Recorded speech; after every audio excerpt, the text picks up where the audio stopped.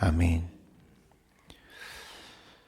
오늘 본문은 이스라엘 회복의 역사를 보여주는 아주 역사적이고 감동적인 장면을 기록한 말씀입니다. 느헤미야는 바벨론 포로로 끌려간 이후에 페르시아 왕의 신하로서 안정된 지위를 가지고 있던 사람이었습니다.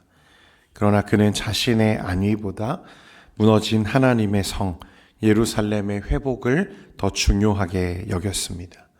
그는 들려오는 소식을 듣고 울었습니다. 예루살렘 성이 허물어지고 성문이 불탔다는 소식을 듣고 그는 마음이 무너졌습니다. 그리고 그 보고를 들었을 때 그는 안타깝다라고 여기고 끝내지 않고 그 자리에서 울며 금식하고 기도했습니다. 그리고 그 기도는 느헤미야를 왕 앞으로 이끌어가는 행동으로 이어졌습니다. 오늘 본문은 이제 그 느헤미야가 예루살렘으로 돌아와서 백성들에게 그간에 있었던 은혜의 시간들을 선포하는 장면을 기록하고 있습니다. 말씀에 보면 우리가 당한 곤경은 너희도 보고 있는 바라. 예루살렘이 황폐하고 성문이 불탔으니 자 예루살렘 성을 건축하여 다시 수치를 당하지 말자. 느헤미야는 먼저 우리가 당한 곤경은 너희도 보고 있는 바라라고 말했습니다. 여러분, 회복의 첫 걸음은 현실을 인정하는 그 자리에서 일어나는 것입니다. 신앙생활을 하다 보면 우리는 우리에게 있는 문제, 이 무너짐을 외면하려고 하는 유혹을 받을 때가 많습니다. 괜찮을 거야. 시간이 지나면 나아질 거야. 하지만 느헤미야는 그렇게 하지 않았습니다. 그는 황폐한 예루살렘의 현실을 직시했고 그리고 기도하기 시작했습니다. 성도 여러분, 저와 여러분에게도 그리고 우리 동현교회에도 무너진 성벽이 있습니다. 기도가 무너졌고 예배가 흐트러졌고 관계가 깨어지고 헌신의 열정이 식은 우리의 현실의 자리가 있습니다. 그런데 많은 사람들은 그 현실을 인정하려고 하지 않습니다. 그러나 오늘 말씀을 통해서 우리가 보지만 회복은 언제나 진정한 인정에서 시작된다는 것을 여러분 기억할 수 있기를 바랍니다. 무너진 성벽을 보고 울었던 느헤미야처럼 주님, 오늘도 제 안에 무너진 부분이 있습니다. 이 부분을 다시 세울 수 있는 힘을 우리에게 주옵소서라고 기도할 때 하나님은 그 마음을 기초로 새 일을 시작하실 줄 믿습니다. 신앙의 회복은 그래서 자책이 아니라 인정에서 시작된다는 것을 말씀하는 것입니다. 자책은 우리를 무너뜨리지만 인정은 하나님께 나를 맡기는 첫 걸음이 되기 때문에 그렇습니다. 느헤미야는 단순히 문제를 지적하고 자책하는 사람이 아니었습니다. 그는 이어서 말하기를 하나님의 선한 손이 나를 도우신 일과 왕이 내게 이른 말씀을 전하였다고 말했습니다. 그는 회복의 가능성을 하나님께 두었다는 것입니다. 여기서 말씀해 보면 하나님의 선한 손이라는 표현이 느헤미야에서 계속 반복되는 것을 우리가 보게 되는데 이 말씀이 느헤미야서 전체를 관통하는 핵심 구절입니다. 이 말은 하나님께서 모든 일을 선하게 이끌고 계시다는 고백이고 뜻입니다. 무너진 예루살렘을 보며 그가 절망만 하지 않을 수 있었던 것은 현실보다 하나님의 손을 더 크게 보았기 때문이라는 거예요.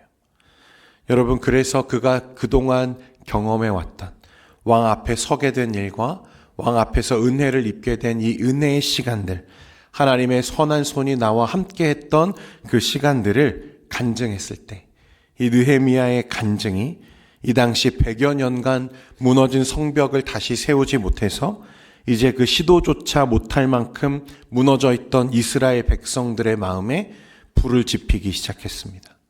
내가 지금 여러분 앞에 서 있는 것은 전적인 하나님의 은혜였습니다. 하나님의 선한 손이 나와 함께 하셨습니다. 그 하나님의 인도하심이 나를 왕 앞에 서게 하셨고 왕의 마음을 움직였고 왕으로 하여금 내가 은혜를 입게 하셨습니다. 그러므로 여러분, 지금도 하나님의 선한 손이 우리와 함께하고 계십니다. 라고 하는 간증이었습니다.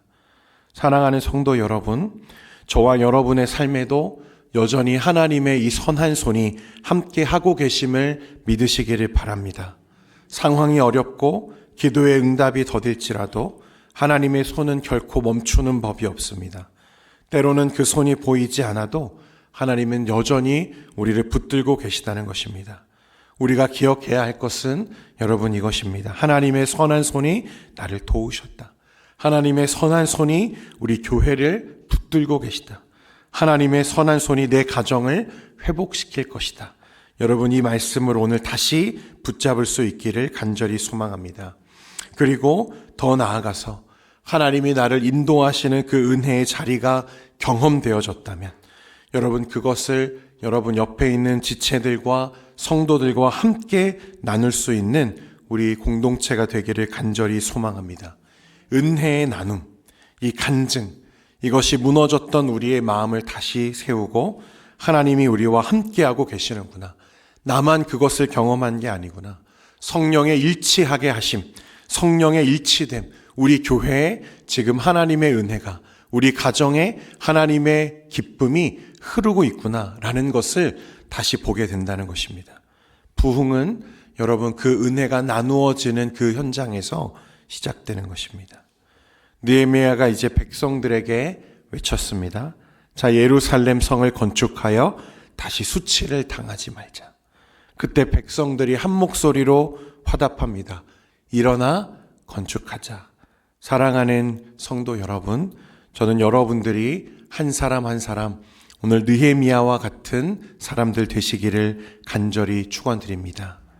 그래서 이 믿음의 결단, 우리의 은혜의 간증이 믿음의 결단으로 이어지고 우리의 무너졌던 자리들이 다시 회복되는 그 회복의 역사가 우리 교회에 다시 흐를 수 있기를 간절히 소망합니다. 여러분 그런데 회복은 오늘 말씀에서도 보지만 혼자서 이룰 수 있는 일이 아닙니다. 느헤미야 한 사람의 열정으로 성벽을 세울 수는 없습니다. 백성들이 함께 마음을 모으고 각자 맡은 구간을 세워갈 때 비로소 예루살렘은 일어섰고 다시 성벽을 중수하고 그렇게 하나님의 회복의 역사가 일어났던 것입니다.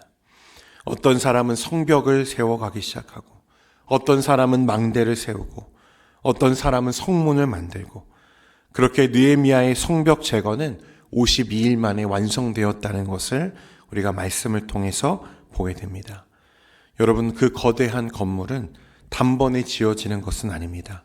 한 장 한 장 벽돌을 쌓아 올라가듯 기도의 벽돌, 사랑의 벽돌, 헌신의 벽돌을 저와 여러분이 은혜 가운데 나누며 쌓아갈 때 교회가 진실함 가운데 세워져 가는 것입니다. 그리고 오늘 느헤미야가 마지막으로 우리에게 도전하는 것은 예루살렘이 황폐하고 성문이 불탔으니 자 예루살렘 성을 건축하자. 여러분 그는 언젠가 나중에 우리가 세웠으면 좋겠다 말하지 않고 뭐라고 말합니까? 지금이 바로 그 은혜의 때라고 우리에게 말씀한다는 것입니다. 성도 여러분, 하나님이 주신 우리의 회복의 시간은 늘 나중이 아니라 바로 지금이어야 됩니다. 오늘이 그 회복의 첫날이 되어야 한다는 것입니다.